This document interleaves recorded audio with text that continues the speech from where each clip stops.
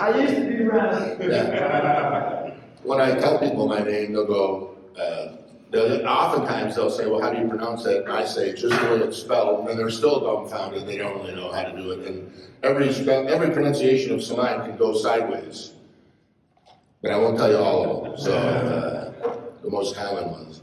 I'm a little embarrassed by the marketing department at Elmhurst Church. The Rev you've never heard of. I didn't know if I had to speak in tongues all morning or what I had to do. But I am a little nervous because the last time I spoke at Elmhurst Christian Church was the Sunday of Labor Day weekend. And I preached and I was done and I got off the platform and I went down on the floor and the words for the last song were up on the screen and I couldn't get a word out of my mouth. It was such a great sermon, I was dumbfounded myself. Actually, I could not get a word out of my mouth. And I felt a little weird. I didn't know what was going on. And then some people came up and talked to me afterwards. And then I had a conversation with Greg DeMay about important things, like trying to get a golf date on the calendar. And then I had a conversation with Klein because So I said in my sermon that people use this sentence and then when they tell you something and they say but, I think I said something like, hey, Lucy scored 4 goals in the first half, but she got a red card, got kicked out of the game in the second half. The but is all you hear, right? After the but, you always hear, and Klein said, I like that when you talked about big butts this morning. That was great. I'm going, that was important. That's the kind of things people get out of your sermons. Klein takes away takeaways. But I didn't, that conversation was less meaning. I couldn't remember much of what Klein and I talked about. And so I didn't really feel good. And I said, you know what? The cure for not feeling well is to go to McDonald's and get a Diet Coke. So I went to McDonald's right over here, got a Diet, was in line in a drive-thru, trying to order. I couldn't get a word out of my mouth. Nothing came out of my mouth. And I have no idea how long I was there, except I kind of remember the person on the other side through the speaker going, I can't understand a word you're saying, I can't hear a word you're saying. And then all of a sudden there's horns honking behind me. So I pull out of the drive-thru line without a Diet Coke. And what do you do next? You drive home if you don't feel good, right? I got home, I couldn't remember the garage door code. Why would I need the garage door code if I got the button in my car to push, but I didn't even think about that? So I went inside, like you said, you don't make much sense. I said, you mean less than usual? And she said that. Anyway, so I ended up at the emergency room, which is right there. I could have gone around, I could have walked there, a half hour earlier.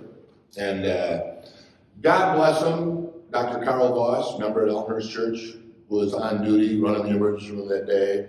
They take you inside, you tell them what's going on. My daughter-in-law, who's a nurse practitioner for a heart surgeon, said, when you go to the emergency room, tell them this, and they did everything. Threw 4 aspirins in your mouth. Long story short, Carl said you had a TIA stroke. I had no idea. No idea what was going on. And I think you've had one of those recently, haven't you, Mr. Vanderwall? Yeah, I heard that. When you have something like that, you tell people, you find out everybody else who's had one. Anyway, so that makes me nervous to be here today because it might happen again. So if I just start drooling and stuff, just take me across the parking lot. Don't take me for a Diet Coke, all right? Although I probably like one. This is a little different for me because I'm going to tell my personal story. And a lot of the stuff some of you haven't heard before. And it's not because I'm embarrassed by it, it just hasn't been appropriate. There hasn't been opportunity to share it. Sometimes I put stuff in sermons, but sometimes I don't. Because it just doesn't always fit. I don't think people come to church to hear about my life. They come to hear about Jesus. And so you try to do that once in a while. But I'm going to share something about my family of origin because I think we undersell how important our family of origin is. How we grew up, who we grew up with, what was the environment. And that shapes and forms us for the future. And then those of you who know me know that Hope College is really important to me in some kinds of weird way. Like, I remember Greg DeMay saying, he said, you really like Hope. I said, I have no really strong feelings about Calvin except getting out of there. That's all I really cared about. But Hope College did mean a lot to me, still does today. And there's reasons for that I'll talk a little bit about today. And I'm going to share some lessons that I've learned in 45 years of ministry that might be helpful personally, but also I think in the context of a church and maybe not. So, are you familiar with the song that we sang? We sang, if you were here in worship on Sunday here, we sang The Reckless Love of God. Billy Heschel, which was another amazing story, led it. He was great. And that song would be a good theme for my life, about the reckless love of God. And a lot of it, when I wasn't even conscious of what was going on, because I wasn't really part of that. So in the fall of 1974, I came home to our apartment from my first day of seminary. Now, you can't make some stuff up, right? The address of our apartment was 666 Michigan Avenue in Holland, Michigan. So I was going to seminary, dwelling in the address of Satan. And so I went home to my apartment and I said to Becky, I don't think I belong here. I don't think I belong here. And she goes, what do you mean? I go, well, we had this introduction to ministry class, which was being taught by a guy who was a lead pastor in a big church in Kalamazoo, and he'd come over and he'd talk to this class, introduction to ministry. You're supposed to kind of learn what ministry is about. And so the first day, and then it ended up being a 2-day thing, everybody in the class who was in my class had to go around and talk about their call to ministry, how you got your call to ministry. Because it's important to understand that it's something, when they talk about ministry, they usually say it's got to be something that you can't not do, right? You have to do it because it's not that much, it's not something that you should just do that on a whim. So I'm listening to everybody talk about their call to ministry, and then he talks about your call to ministry. I'm slinking down in the back row like, maybe I can get out of this and not have to talk about it, because I'm listening to everybody talk about it. They're going, yeah, well, my grandpa was a pastor, my dad was a pastor, my brother's a pastor, so I decided to become a pastor. I mean, that's all it was like. I didn't realize that ministry was like a family business, They all grew up with this stuff, and they talked about how they grew up and, their father was a really powerful spiritual person in their life and a great influence and all those things. And I'm like going, that is not my story.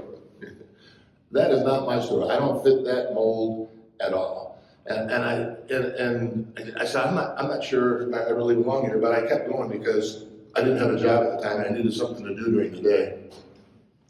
So I have come to Journeymen meetings and heard other speakers talk about the powerful influence of their families and their life in the church and how their fathers were so influential in their life and those kind of things. And that is not my story at all.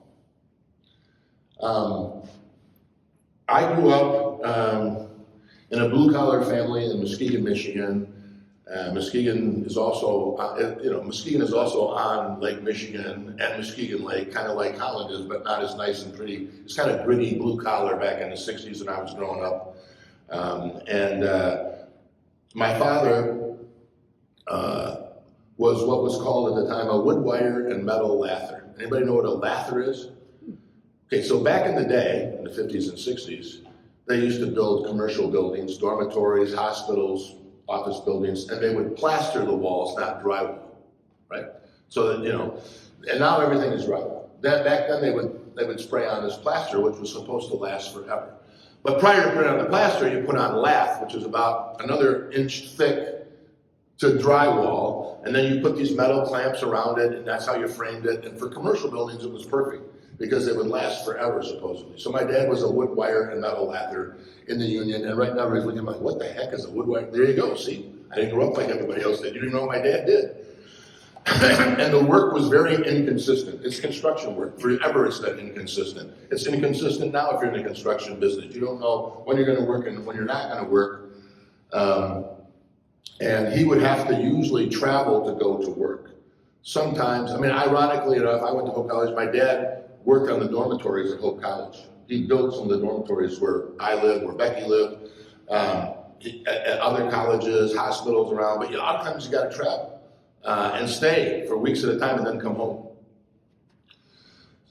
So because of the inconsistency of that, the oddity in our family life was that my mom had to work too, because she got a consistent job. She had an education as a bookkeeper at a business school, and she worked in the accounting department as a bookkeeper in one of the manufacturing plants in Muskegon. And she did that because her income could be consistent and they had insurance. Things haven't changed that much, right? Important thing, you gotta have insurance as a family, and she was consistently working. So I was growing up in a family back in the late 50s and early 60s with a dual career couple, which was very unusual at the time. the guys who are older remember Leave It to Beaver, right? Everybody was, all the wives were like June Cleaver, dresses on every day with pearls around their neck and fixing dinner. That wasn't my mom at all. My dad was a hard worker, but he also was a hard drinker. And he would be what some people would call today a functioning alcoholic, which meant that he didn't drink during the day while he was working, but when work was over, he would pound them. And when you're out of town, living with other wood, wire, and metal laughters in a hotel room, because that's where you have to live, because that's the way you work, that's what you do at night. It's not like there was no on-demand back in the 50s or 60s. There was not a lot to do. So they would work hard all day and then they would drink at night. And I remember clearly the pattern in our life. When my dad would be out of work on Friday, and sometimes they'd leave at noon and drive 7-8 hours to get home from either Ohio or northern Michigan or wherever they were doing this work. They would drink all the way home. And then he would not come straight home, even though he'd been gone for 2 weeks. He would go to the VFW hall and drink until he came home. And when he came home, it was not pretty. He'd been gone for a couple of weeks. It was hard for my mom because she had 2 boys who were home at the time, and it was rough on her. She was working full time and so on, and my dad was not home. And when he came home, he was drunk, and then he was an angry drunk, and there would be huge arguments, big blow-ups, to the point where sometimes it would get not only verbally abusive but physically abusive. And by the time I got to be about 12 or 13. There were times when I would jump between my parents when they were having these arguments. And my dad would literally grab me and throw me across the room. And my response was to laugh at him, because that was like a defense mechanism. You can't hurt me. I can take this. Anything to diffuse the argument between him and my mom. And so it was that way for years. And you would think that when your dad was gone for 2 weeks, everybody in the family would look forward to coming home. But Friday afternoon and Friday evening for us was like a fuse burning down on a bomb, waiting for it to go off. The anxiety would just build. And, Saturday morning was like nothing had happened. Saturday afternoon, it was a repeat pattern of him drinking too much again. And then Sunday, we'd wake up, my mom and my brother and I would go to church, and my dad would stay home and get ready to go back to wherever he had to go to drive the next day to go to work. It was not, our home was not a peaceful home. It was peaceful when my dad was gone. It was not peaceful when he was around. I remember vividly when I was 14 years old, my mom discovered that on top of my dad's other problems, he was having an affair with another woman who happened to be an acquaintance of ours. I mean, this is like you watch it on TV, it's like somebody scripted it, right? This never happens in real life. It's exactly what happens in real life. And that was kind of the last straw. I mean, I can tell you lots of stories about all of that, including the fact that at one point my mom was so afraid of my dad that she had a handgun in her purse. It was weird. So they divorced when I was 14. I do remember attending my dad's wedding a year later, marrying the woman he was having an affair with, which was another whole weird experience. Where was it held? At a church? No, it was held at the VFW hall, because that was life for him. That's where you could go, and that's where you were known. So that was the kind of household I grew up in. And I think that when I attended seminary, there was a lot of discussion about theologically and biblically, is it okay for people to divorce? How does God feel about divorce? Well, I'm not a rocket scientist. I'm not giving you a deep theological insight to that. Does God like divorce? No, doesn't like divorce. But he also doesn't like the kind of marriage that my parents had.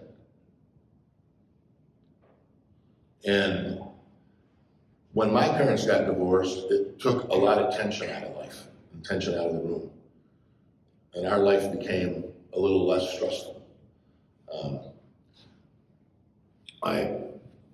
My mother was a whole other story, and sometimes I just shake my head. So my mother, in 1943, was 18 years old and got married. So you got to think about this. In 1943, what was going on in the world? World War II, right? So she got married at age 18 in 1943, which is what people did at the time. She got married, she got pregnant, her husband went off to World War II, and he never came home. So at age 19, my mom was a single mom in 1944. You hear a lot. We have a whole single moms ministry, but there's hundreds of women in here on Sundays. Not so much in 1944. That child that she had in 1944 became my sister later on. My dad and my mother got married when my sister was 3 years old. And then I was born when she was 7, and my brother was born 3 years later, so she was 10 at the time.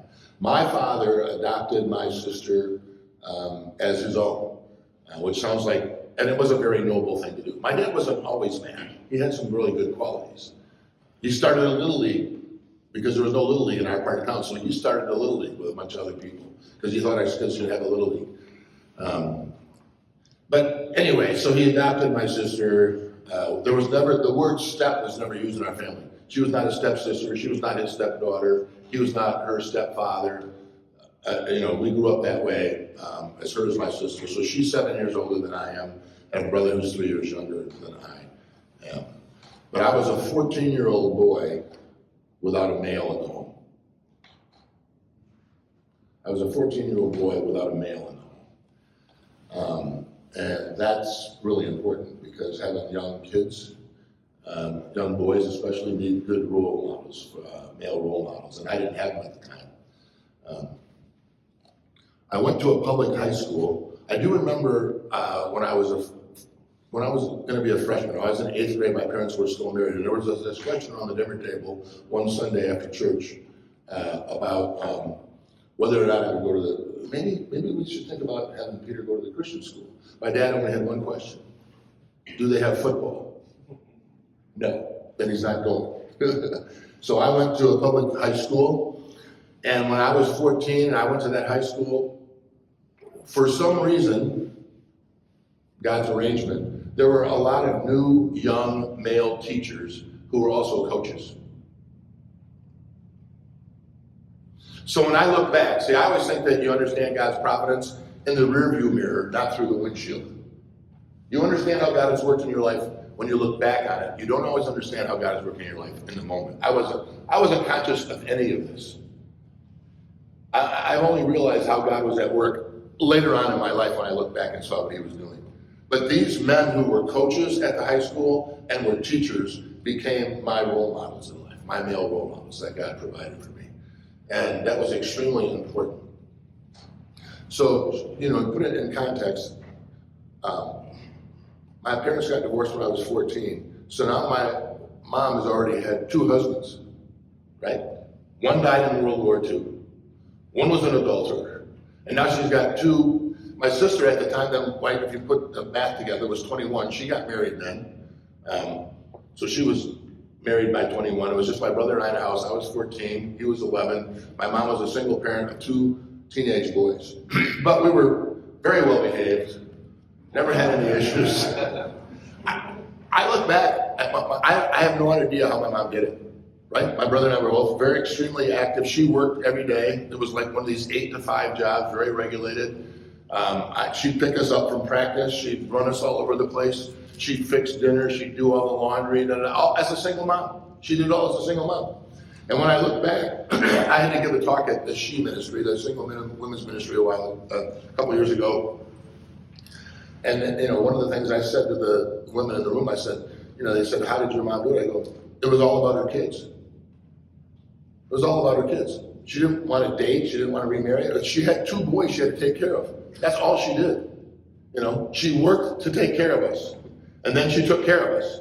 And she made sure we didn't miss out on anything that we might have had if they were still married." And my dad was kind of in and out of the picture, not very great at keeping up with alimony payments and child support and all that stuff. And I remember all those arguments as well. So as I was growing up, I didn't realize this until I learned this later in ministry, this great statement by Martin Luther, who talked about God's people being simultaneously saints and sinners. Now we tend to make it categorized, either you are a saint, like Jack LeGrand. See, I think Jack LeGrand's a saint. I love this guy. He and I worked together when he was at Southwest Christian School. Jack LeGrand is the nicest guy in the world. He's a saint. not me. You know, so you're simultaneously a saint. Either you're a saint or a sinner, and then when you fall in love with Jesus, you become a saint, right? Like Nick. Nick became a saint, but Nick's still a sinner. You're simultaneously a sinner and a saint. We're not either or. You don't ever get rid of being a sinner. And when I was growing up in high school, I had one foot firmly planted in our church, in our youth group. My mom made sure we go. My mom was a very committed Christian. She would take one of her 2 weeks of vacation from work. My mom would take one of her weeks from vacation from work to work vacation Bible school. And the second week we would go camping out at Lake Michigan, which was 2 miles from our house. That's what we did. That's the way we grew up. A big night on Friday night for us, my mom would get paid and take us to A&W root beer for a hamburger. Yeah. That was our treat for the week. But my mom was the same. My dad was what I call a CEO, Christmas and Easter only. Don't bother to go any other time as yours. And so it was just, I was simultaneously, I had one foot firmly planted in our church, in our youth group, you know, but the other, when I was not there, when I was at school, when I was with friends, I was nuts, doing all sorts of crazy stuff that I look back and kind of go, ooh, it could have been kind of dangerous, but for whatever God's hand was on me and protected me. And I had learned that the way to get affirmation in my life was through performance. What I did was what was emphasized, not who I was, right? So, for whatever reason, academics were pretty easy for me, so I basically coasted through school. I didn't work real hard. But when I got good grades, people liked it. They applauded. My mom thought it was great. Teachers thought it was great, da-da-da-da-da. When I performed in the athletic event, oh man, I was applauded. So you learn, right? Well, you learn that performance is what's important.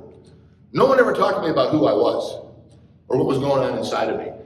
You know, now in 2021, if your parents are going through a divorce in high school, there's counselors at school who know that, who spend time with you. You go to divorce support groups, there was none of that when I was growing up. You know, you were kind of on your own. And when I look back, God was somehow taking care of me in spite of myself, right? In spite of myself. But I was simultaneously a sinner and a saint, and did both to the best of my ability. I was 100% at everything. I think it was kind of like competition. I like competition. So, you know, it's kind of like how bad can I be and how good can I be at the same time and never get caught at it. Yeah, so it was crazy. But there's a song called Waymaker. You're familiar with the song Waymaker? We sing it at church once in a while. There's a refrain in Waymaker that says, even when I can't see it, you're working. Even when I don't know it, feel it, you're working. God was working even though I wasn't cognizant of his work in my life. He was putting men in my life that were role models for me. Now, did you notice that I didn't say these guys, the teachers at my school were all Christians and devout and wore a cross around their neck of an armor? I have no idea. They were just good people who poured their life into mine. They cared about me as a person.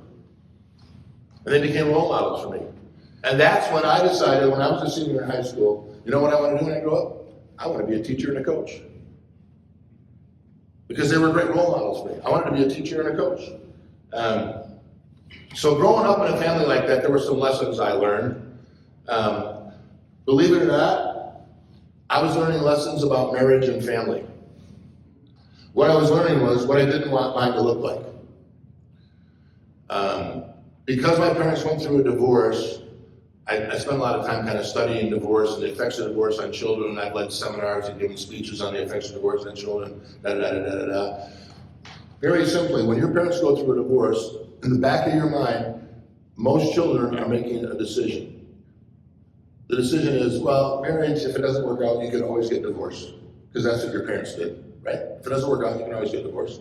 If that's what you live with, that's what I live with, makes sense, right? Just follow the pattern. Or you know it was so painful in your life that you will never do anything that will lead to divorce. You'll do whatever you can to pour yourself into your marriage. And apparently I made the other choice. We're on year 48 in our marriage, so it's going okay so far. But you know, Down the road, who knows what's going to happen. But I was learning lessons about marriage and family, and what I wanted our family to be like, and what I didn't want our family to be like. I was learning about God's provision when you're not even conscious of what He's doing for you. God's working when you're not even paying attention. I learned that divorce is not God's ideal, but sometimes it's the best thing that can happen to somebody. I learned that God was working in my life in ways and with people that I didn't know. So in high school, I took college prep classes because that's what the guidance counselor told me to do. So I was in college prep, right? I was preparing to go to college. No one in my family had gone to college before. I had an uncle, this is like history repeats itself, right?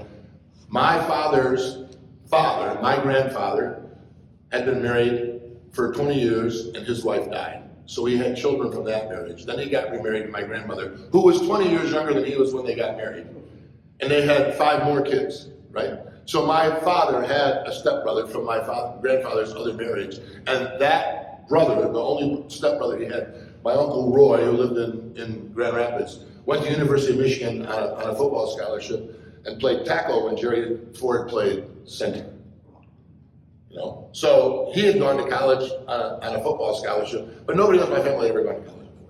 So I was thinking, I guess I could go into college. I guess that's what you do. You know, I'm in college prep. They told me that's what I should do.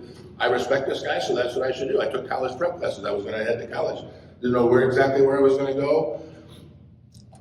My high school football career was a little rocky because I had a very good sophomore year. Then I broke my ankle in the 3rd game of the season when I was a junior and didn't play the rest of the year. And so then I started, and I played again when I was a senior. So basically, college coaches only kind of saw what I did as a senior. And so I had some opportunities to go to smaller Division I schools. Like, it's a Mid-America Conference right now. So it's like schools like Northern Illinois, Western Michigan University, Central Michigan University, Michigan Tech, which is way up in Houghton, Michigan, which is in the Upper Peninsula, which is 9 hours from Muskegon, and they're in the same state. It's 6 hours from Traverse City, which is about as far north as you can go, the Lower Peninsula. So Michigan Tech got quickly scratched off because A, it was an engineering school, and B, all it does is snow there. You know, they have summer, July, and then they have winter the rest of the year. It's like crazy. So those schools were interested in what I could do to play football for them. However, back in 1969, when I graduated from high school, freshmen were not eligible to play on the varsity football team or any sports team in college. Bill Walton played on the freshman team at UCLA. Lou Alcindor, Kareem Abdul-Jabbar, played on the freshman team, couldn't play on the varsity. Now they play on the varsity 1 year and then they go to the NBA. Those guys couldn't even play on the varsity, and then they had to play 3 years more in college. So you couldn't play. You couldn't play. I wanted to play. In D3 schools, you could play right away, right? So these other D3 schools, some were interested, North Central, Wheaton, Central in Iowa, and Hope College. I really didn't know what to do. I was just getting letters in the mail and thought I was cool because I got letters in the mail and coaches would call me and da-da-da-da-da. But there were no athletic scholarships at D3 schools. So you're going to go to a private school like Hope with a single mom who works as a bookkeeper, who makes not much money. How's that going to happen? Well, and this is God's provision again, right? So one provision was I was pretty good academically, so I got some academic scholarship money to go to Hope. But we also qualified for a lot of grants and aids to go to school because my mom didn't make much money. So one of the benefits of my parents being divorced is I went to Hope almost free. Almost for free because of that. And so that's how I got to Hope College. And once again, it was a whole kind of thing where God's provision was at work. I'm not really good at keeping track of time. How am I doing, John? I'm doing okay. Oh, it's right there. We have clocks on the wall now. You know, when I was the lead pastor, we didn't have clocks. We stepped up here. So So anyway, I ended up going to Hope. It's a long story, but I go there, play football. I went for all the wrong reasons. I mean, I went there to play football. I didn't go there, oh man, what a great academic institution, rooted in a Reformed faith. That's crap. I didn't go there for that. I went there to play football. I'm not going to lie about it. You know, it was what it was. God was sending me there for another reason, but I went for that reason. Okay? I went for that reason. Hey, Kyle, how are you, buddy? Great, man. How are you? I'm good. Good to see you. Huh? Anyway, so I went to Hope College. Was playing football, and once again, this guy's provision, right? So there's college professors. So let me just tell you about growing up in the church where I grew up in Muskegon. I didn't respect one male leader in the church at all. Not because they were bad people. They just weren't my kind. They didn't care about sports. They weren't manly men. They were kind of like the elders were kind of, the pastors weren't cool. The cool people were at my school. Ugh.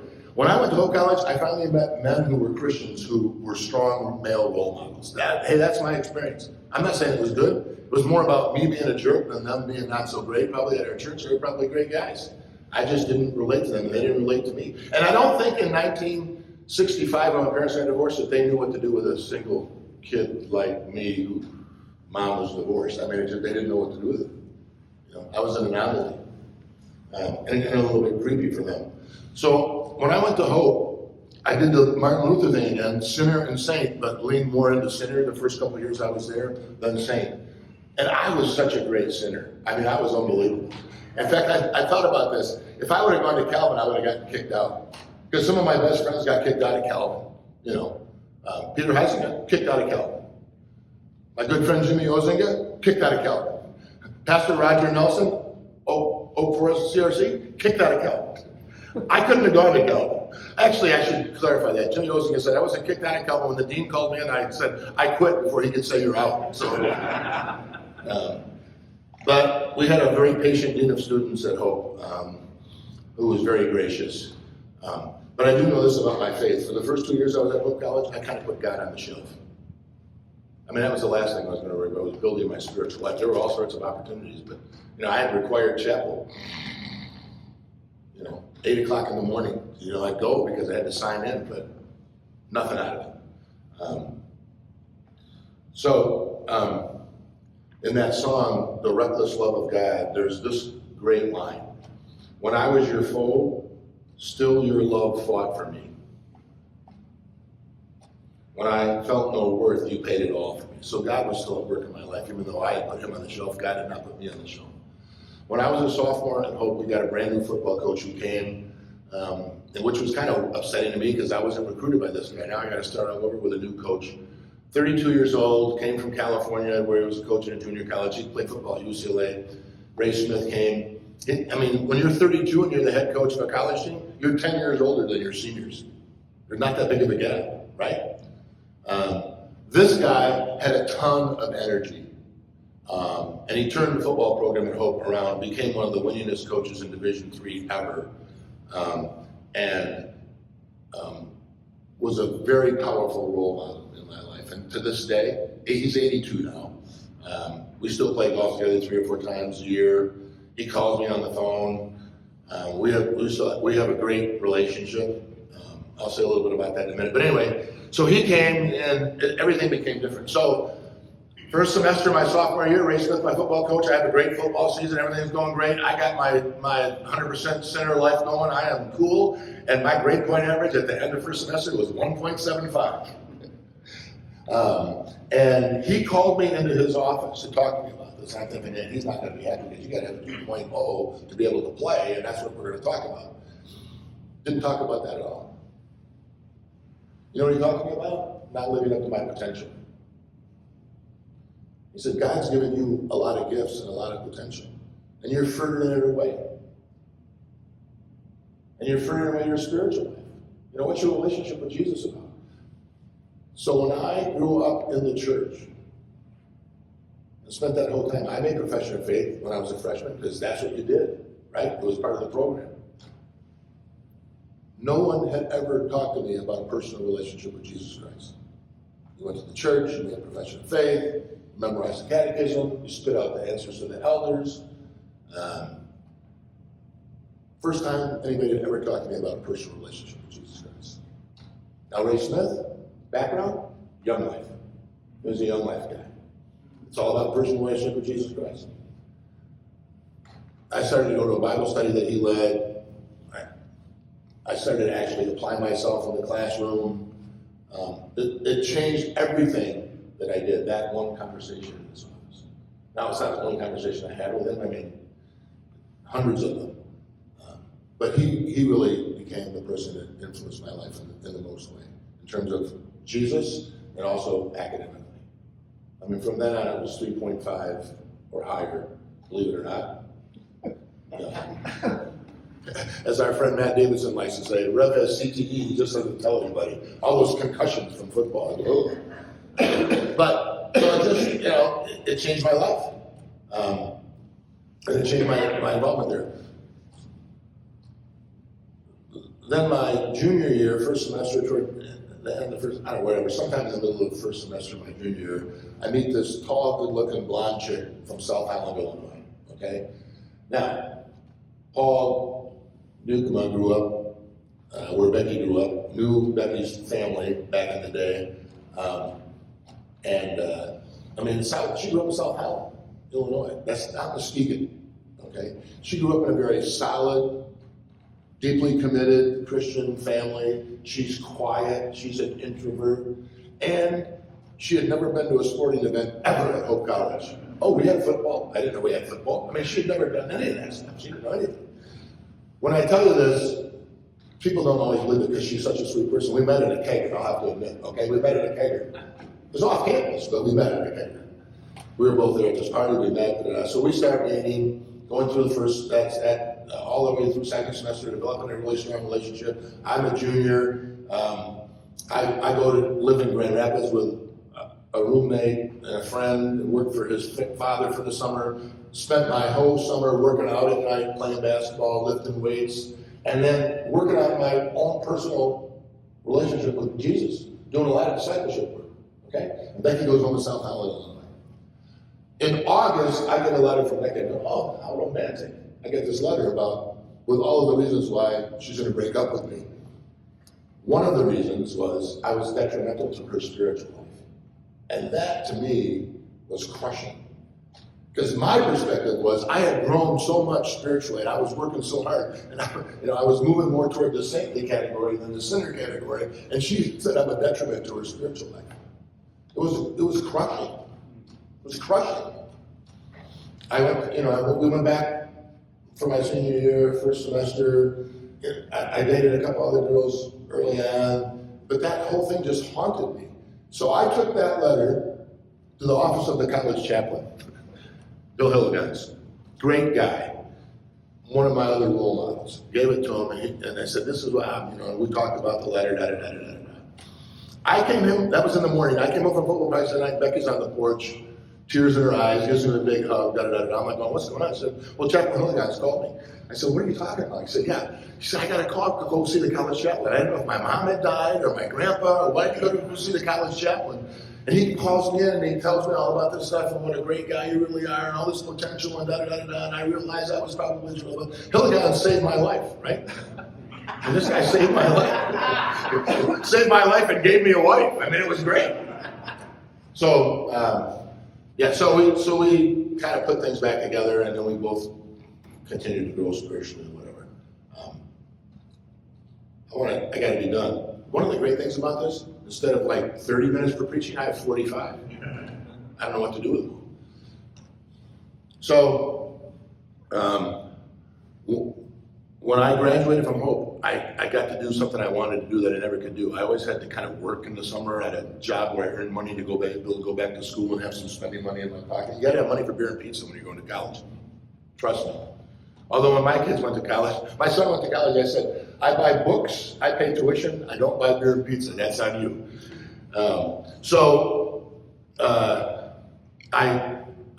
I heard in student church one Sunday morning an advertisement to work at a camp in the summer. I said, oh, I'd love to work at a camp in the summer. That sounds really cool. I've never been able to do that.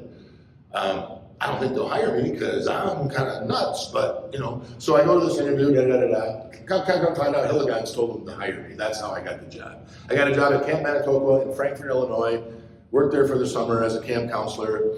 First time in my life, I can tell you the turning point, first time in my life where I was doing ministry and giving to others and not just receiving from people, for myself. Now, what does a camp counselor make? They tell you what your salary is. It's really about 5 cents an hour, okay? 24/7 with kids in a cabin, for 6 days a week. It's not like, and you get Sunday off, right? So I'd work till Saturday morning. Becky'd be in South Holland, which was like a half hour away. We'd get together. I would sleep the whole time, and then I'd go back. I was exhausted, right? But it was the first time in my life I actually did ministry. So I got a teaching job, teaching coaching. My dream job, teaching and coaching in beautiful downtown Eaton Rapids, Michigan, a suburb of Charlotte, about a half hour south of East Lansing. So I was coaching football and basketball and teaching. I was busier than anything. We got married in December.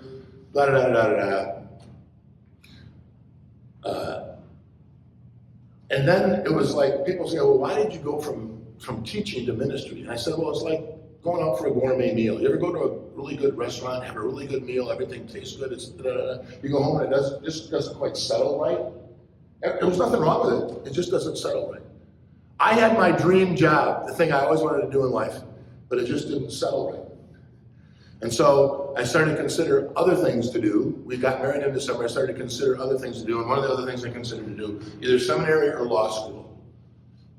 Becky said, well, that's great. They're both 3 years. Pick one.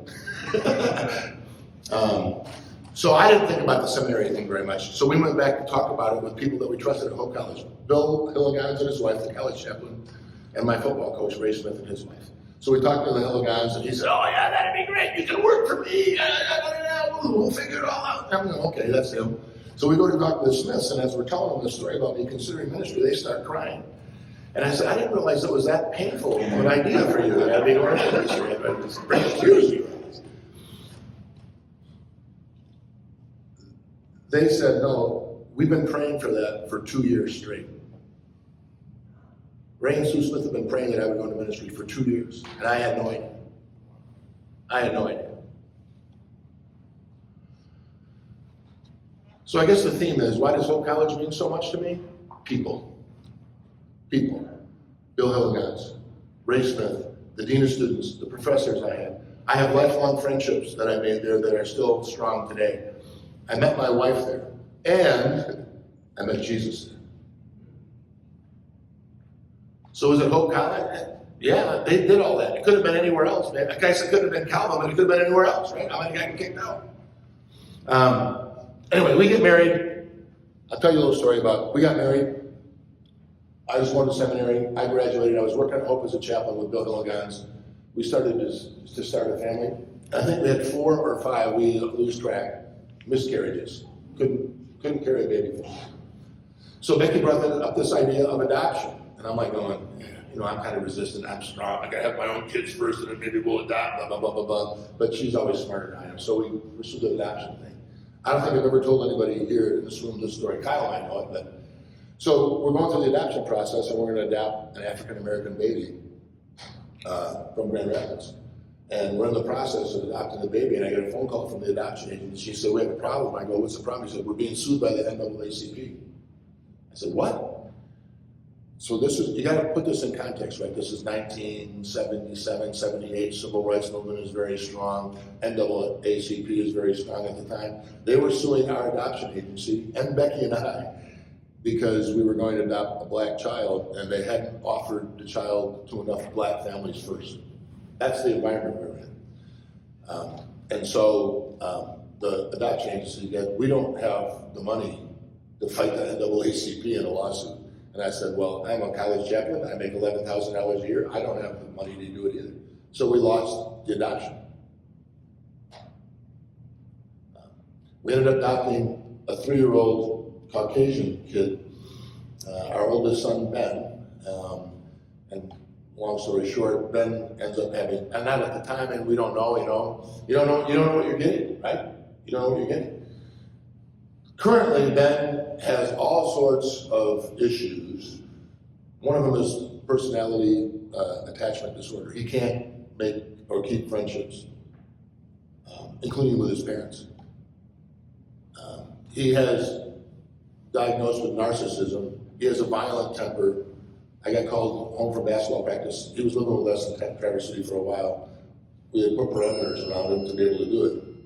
I got called out of basketball practice because he was coming after Becky. She was at the neighbor's house in her pajamas, and that was the last time he lived with us. And we have very little contact with him now. He's in and out of jail a lot. We think that he goes to jail because you get 3 meals a day and have a place to sleep. I mean, it's painful for us, but at the same time, without going into everything, not because I'm embarrassed, but we just, And then, for some reason, when I was working at Christ Church Woke, we carried 2 babies full term. I have a middle one, Jesse, who lives in Downers Grove with his family, has our 2 grandkids, and our daughter, Libby, who lives in Traverse City, who's a hairstylist, but also is now getting her Master Gardener's thing. Like her side hustle is gardening. Don't ask me, I don't know. But again, it's providential. God's used that. We've helped a lot of people with miscarriages. We've helped a lot of people with adoptions. We've helped a lot of people. God uses this stuff. What Satan intended for evil, God has used for good. What's been painful in your life can be a good thing. And so, all of these experiences, and I guess I ran out of time. I got too much material. When you're old, you have too much story to tell. But I learned a lot of great lessons in ministry. One of the important things is the Journeymen thing. So I'm in a small group with 4 other guys. Those guys know everything about me. Moving toward retirement, they were the group that I processed that with. And they didn't encourage me to retire. Although they were pretty sick of listening to me. But they said, go see a life coach. Work it out with a life coach. I went to see a life coach. And he and I were talking, and he said, well, what do you ever going to wait a year or 2? And he said, you're going to have enough money in a year? You're not going to have any more money in a year. What are you waiting for? And I said, well, I guess I could retire now. And when I said I guess I could retire now, it was like they had taken a 3,000-pound safe off my back. And literally, I walked out of his room like I was walking on air. And look at me, I don't walk on air. It changed everything. I would say this. For men, too often, we're really concerned about what we do, giving us identity as opposed to who we are. Remember I said that earlier in my life? Performance was all about performance. For men, that tends to be who. If you listen to conversations of men meeting one another, so like if I go to the golf course and I don't have a group I'm playing with and I get matched up in tee time, it'll take maybe 2 holes with lots of swearing by the other guys before someone will say, so what do you do for a living? And that's what men want to talk about. What do you do for a living? If you get women together, that hardly ever, even though they're working women, that question hardly ever comes up. They talk about relationships and who they are. Men talk about what they do because we're so consumed by what we do. I learned to be a workaholic. I'm not proud of it. I was a workaholic. I remember my son Jesse. He's very philosophical and smart. He got it from his mother. He was 5 years old. We lived in Downers Grove. I was working at Christ Church. All the family had been passing around a cold. Everybody got a cold. And I was sitting at the dinner table going, yeah, I haven't gotten a cold. I'm not sick. I don't get sick. And Jesse, 5 years old, Jesse says, well, Dad, you don't get sick because you're not around us that much. Yeah. I was a workaholic. People say, how did you get everything done at Christ Church of Oak? Because our credit just kept giving you more to do and never taking anything away from you. You just kept doing all this stuff. And Becky answered for me. You were never home. That's embarrassing. That's embarrassing when you're retiring and you find out you were never home. And she never felt like she could say anything because I was doing the Lord's work, so that she felt like she was like at odds with God. I mean, ministry is kind of a crazy thing. But never confuse what you do with who you are. And it's never too late to kind of. I am one of those guys who, when I retire, I'm going to spend more time with my family. I'm not like entertainers and football players. I've actually done it. I've been spending more time with my family. In fact, probably too much. They want me to be more busy. They want me to coach 3 other sports, Jack. You got 3 other sports you can coach? I can stay a little more busy. And never confuse what you do with who you are. This is a totally different thing.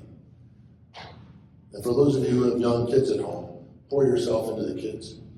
One other thing I would say about perspective on ministry in churches is never go by perception in a church. Never go by perception, what you think is happening. I'll give you a couple of illustrations from Elmer's church. I can't get fired, and Kyle's not saying it, it's me. When I was here early on, we had 2 services, right? 9 o'clock service and a later service. We kept changing the times. I forget what they were. It doesn't make any difference. But there were people who would say, well, the 9 o'clock service, they carry this place financially. If it wasn't for the 9 o'clock service, we'd go under financially. I'm going, no. Let me look up the data on that. Not even close to being true. But that's what they wanted to think. That was their perception. The reality was, check the data. It's not the data. Our congregation is shrinking. Check the data. That wasn't true either. That wasn't true either. Another one, when I first came, we were deeply in debt because of this building, like $12 million or something. And people said, we can't have another capital campaign. We're campaign fatigued. We're all tapped out. We've got no more money. Oh, that's interesting. Let's check the data. So we started to have these focus groups, and people said, well, I wasn't here when we did those other capital campaigns. We raised another, I think, $5 million through that capital campaign. Because people weren't. The perception was we were fatigued out, but we weren't. Some people had never been asked to help. So never let perception be the thing. Always check the data. Right? Always check the data. I got a million other things, but I'm done. Anybody got any questions? Is that what I'm doing? Questions? Can I do questions now? Yeah, do it. Who's got a question for the rep? How tall am I? Yeah, I know how tall I am because I've gone to the doctor so much lately that I know I'm still 6'2". Just don't ask how much I weigh. Mike? I love what you say, but you never got around to saying the actual Martin Luther quote. Oh, I didn't? Oh, yes, the Martin Luther quote. You want me to do it in Latin for you, or do you want me to do it? Because I can do it. I can do it in Latin. It's simultaneously saint and sinner. That's it. Just that short. So maybe you actually did say that. I think I did say that. That was when you were just nodding off the first time. I didn't even talk. Yeah. Where's the coffee and donuts? Anybody? Who else has got a question? Ask anything. I'm an open book. Let me ask one of the great lesson. Vulnerability is strength, not weakness. Even with your kids. So I coach girls basketball at Timothy. Jack's my boss. What you find out with high school girls, coaching high school girls, is first of all, you gotta be nuts to do it. Secondly, when people say, what's the most important thing coaching high school girls? Unlimited texting on your phone. That's the other thing you gotta have. They text you about everything. We'll tell the girls, okay, tomorrow, here's the schedule. You're done telling them what the schedule is, and the first thing they'll say is, hey, could you text that to us?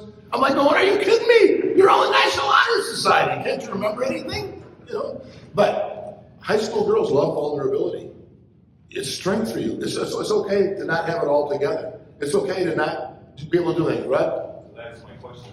You coached for 40, whatever, some years. Yeah. What's the difference? The generations, what have you noticed? Well, I'll tell you the thing right now, Bobby and I could not coach anymore. Okay, so when I was growing up playing sports, it was the same for you. If the coach said you go run through the wall, you went run through the wall. You never said why. You better have a why now. You better have a why now. All the time we talk about why. I just did it at practice this week. I said everything that we do leads to something else. We don't just do stuff because I got to fill an hour and a half of time. We're practicing, and then it kind of clicks with them if you do the why. But if you just say we're going to do this, no. And you got to listen. Okay.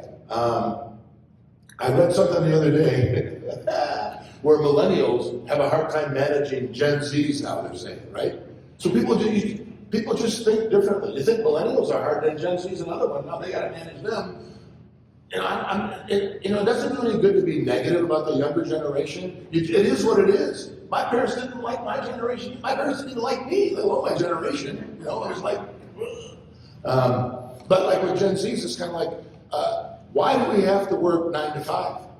Why can't I come in and do my work and then just go home when I'm done? Why I got to stay here till 5 o'clock trying to fill time? That makes no sense. Just give me a job and I'll do my job, and then when I'm done, I'll go home.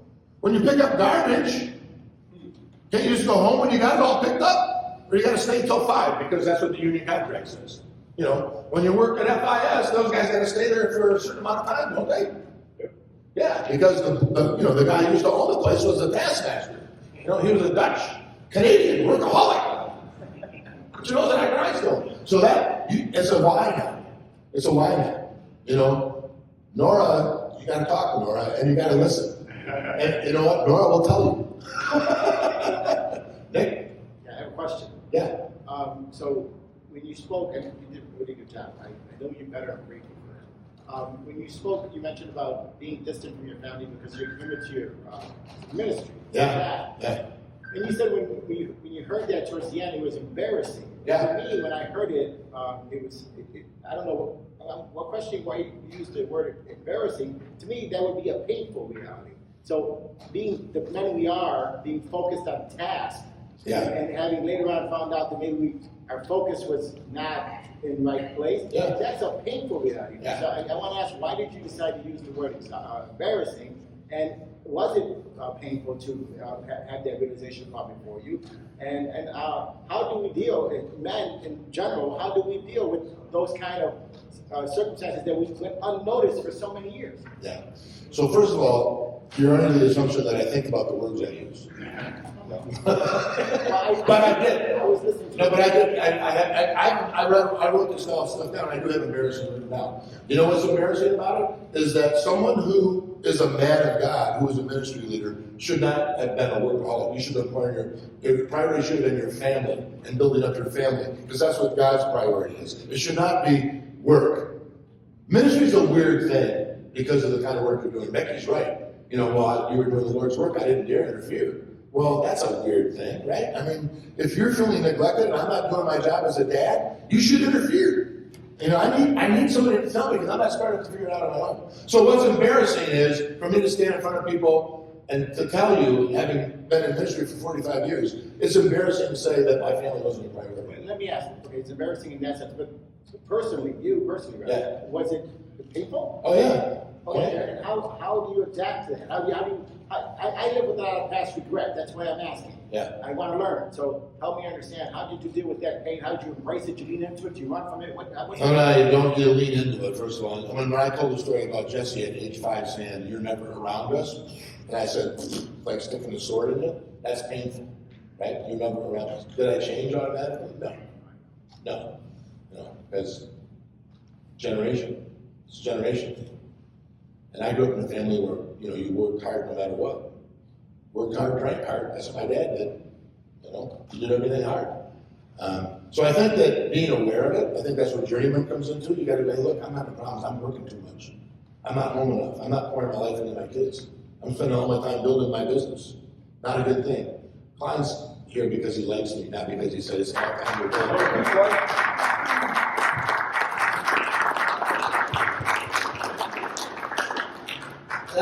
That was awesome.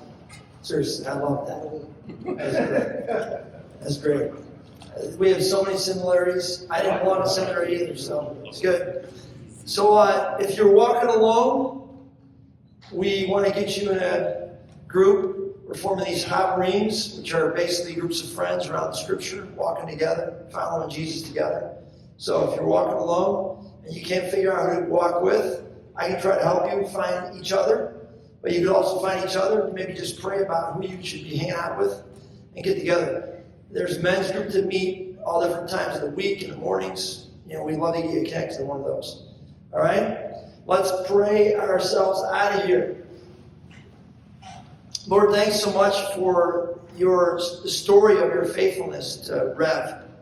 Thanks for his vulnerability, Lord. Thanks for his honesty, his authenticity. Helps us to be authentic in our own hearts, about our own situations and lives. Helps us to reflect on who we are. Not what we do, but who we are. Lord, help us today to take the things that we thought about this morning and put some sort of action step in place that we might be able to alter the way we live, alter who we are, Lord, who you want us to be, who you called us to be. Thanks, Lord, for a chance to be together as guys thinking about these things. We love you, Jesus. Please keep shaping us, Jesus. And even when we're not aware that you're at work, help us to wake up to what you're doing in and around us. In your name we pray, Jesus. Amen. Amen. Thanks, Rev. Thanks for being here. It's Thank great. you.